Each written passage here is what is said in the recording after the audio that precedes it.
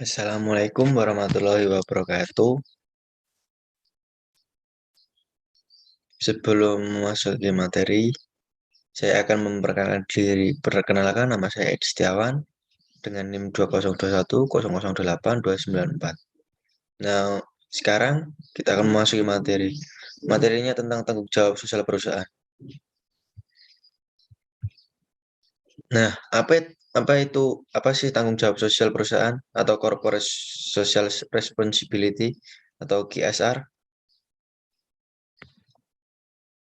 Nah, ini mengacu pada konsepnya, di mana perusahaan menyeimbangkan tiga aspek, yaitu laba, orang, dan lingkungan. Mereka mengejar keuntungan yang tinggi dan beroperasi secara etis dengan cara bertanggung jawab secara sosial dan lingkungan.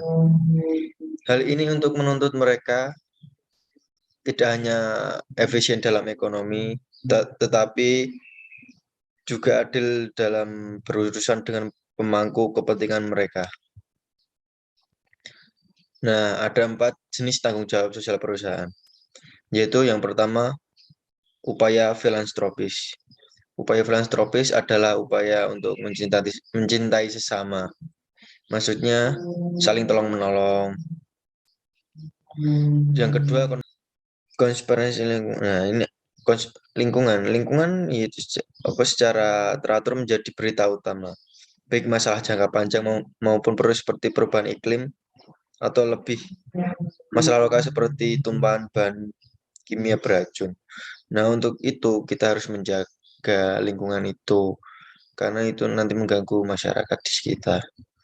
Nah, yang ketiga, keragaman perusahaan dan praktik tenaga kerjaan.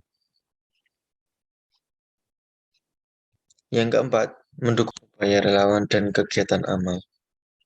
Nah, para pemimpin bisnis yang cerdas tahu bahwa dalam komunitas secara produktif juga baik untuk perusahaan.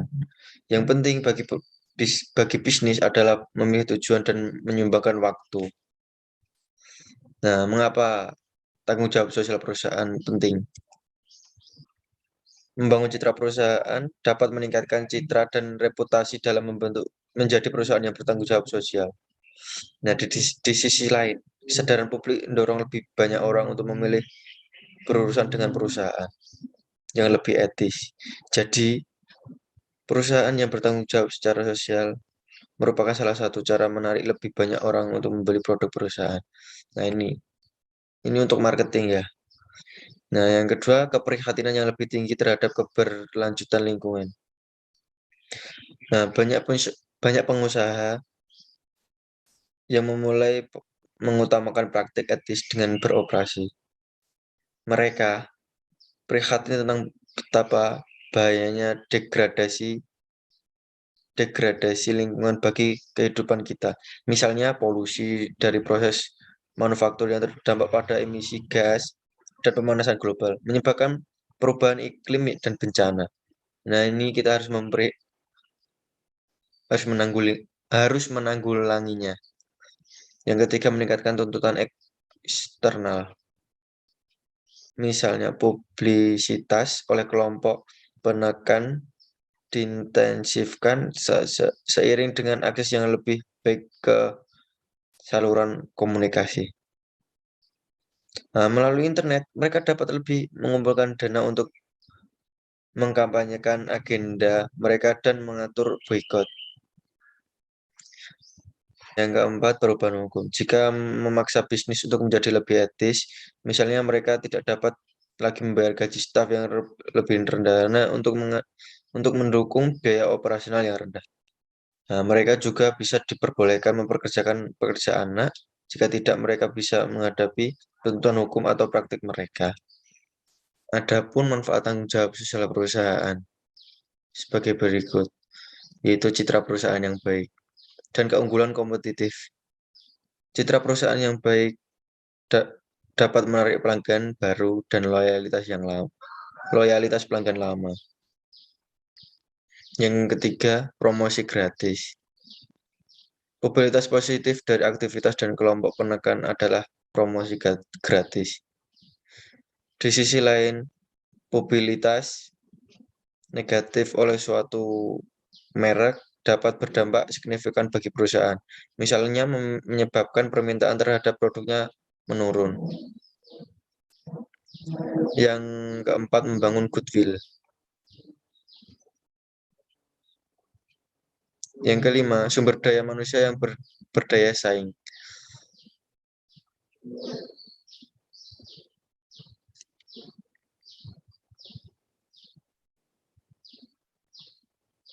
Nah, adapun kekurangannya, yaitu yang pertama peningkatan biaya. Yang kedua, resistensi pemegang saham. Yang ketiga, keuntungan lebih sedikit. Dan yang keempat, kehilangan daya saing. Cara menerapkan serta mengadakan kegiatan tanggung jawab sosial bagi sebuah perusahaan yang bisa dilakukan. Yang pertama, mempelajari dan mencari tahu apa yang telah dilakukan perusahaan. Yang kedua, pastikan visi sejalan dengan tujuan perusahaan.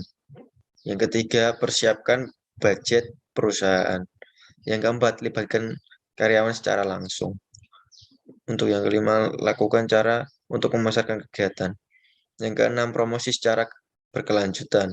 Yang ketujuh, lihat apa yang masyarakat sekitar butuhkan. Yang kedelapan, berdonasi di panti asuhan atau panti jompo.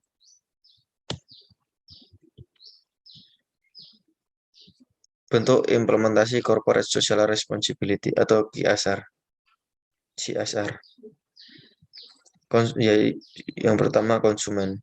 Berupa penggunaan bahan ramah lingkungan yang tidak berbahaya, serta memberikan informasi suku cadang dan layanan purna jual serta informasi lain yang wajib diketahui konsumen.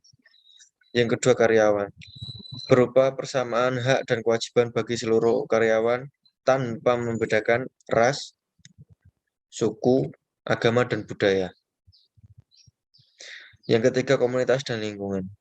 Berupa kemanusiaan dan lingkungan yang baik di lingkungan sekitar perusahaan maupun di daerah lain yang membutuhkan. Yang keempat, kesehatan dan keamanan. Berupa perawatan dan pemeliharaan rutin fasilitas dan lingkungan kantor sesuai petunjuk dan instansi terkait. Keuntungan bagi perusahaan melakukan corporate social responsibility. Yang pertama, memberikan inovasi. Dengan pengembangan yang secara terus-menerus, sehingga perusahaan mampu memberikan produk baru yang dapat memuaskan konsumen, tanpa harus merugikan lingkungan ataupun memberikan efek samping pada orang menggunakan produk tersebut. Yang kedua, memotong biaya perusahaan. Aplikasi seperti menghindari overpacking dan meminimalkan penggunaan energi yang tidak ramah lingkungan dapat menghemat modal perusahaan. Yang ketiga, memberikan diferensiasi. Pak, untuk pelaku usaha yang melakukan CSR akan lebih sadar akan produk dan dampaknya, sehingga perusahaan akan fokus pada hal-hal mengedepankan manfaat bagi masyarakat, seperti produk yang ramah lingkungan. Yang keempat, pelayanan konsumen yang baik. Nah, hal ini untuk pelayanan konsumen yang lebih baik, inilah cara perusahaan dalam menarik pelanggan. Yang kelima, meningkatkan produktivitas karyawan. Perusahaan yang baik jika tidak diikuti oleh karyawan yang baik akan mempengaruhi kinerja perusahaan menjadi lebih optimal. Perusahaan yang baik memerlukan karyawan dengan baik dan mengajak mereka untuk berpartisipasi aktif dalam strategi perusahaan. Yang keenam, melindungi dari kerugian jangka panjang.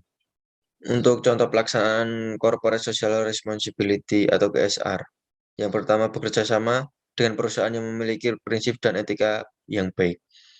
Kerjasama ini akan meningkatkan komitmen pada perusahaan untuk menjadi perusahaan yang peduli dengan sosial dan lingkungan. Yang kedua, menginvestasi keuntungan yang diterima pada keselamatan kerja, lingkungan kerja yang lebih aman dan nyaman, serta membantu komunitas masyarakat melalui sumbangan dan pembangunan fasilitas yang dibutuhkan. Dengan menunjukkan kepedulian pada komunitas masyarakat, maka perusahaan akan memiliki nama yang lebih baik secara sosial. Yang ketiga, memberikan peluang yang baik dan setara untuk semua karyawan dan dalam promosi dan karir. Ketidakadilan dalam perusahaan menyebabkan karyawan untuk tidak bekerja secara maksimal dan mengakibatkan potensi untuk mencapai efisiensi terbuang dan menunjukkan bahwa seluruh karyawan memiliki potensi untuk mendapatkan posisi yang lebih tinggi. Maka para karyawan yang mengincar posisi lebih tinggi akan bekerja lebih keras untuk mencapainya. Baik, terima kasih. Sekian dari saya. Wassalamualaikum warahmatullahi wabarakatuh.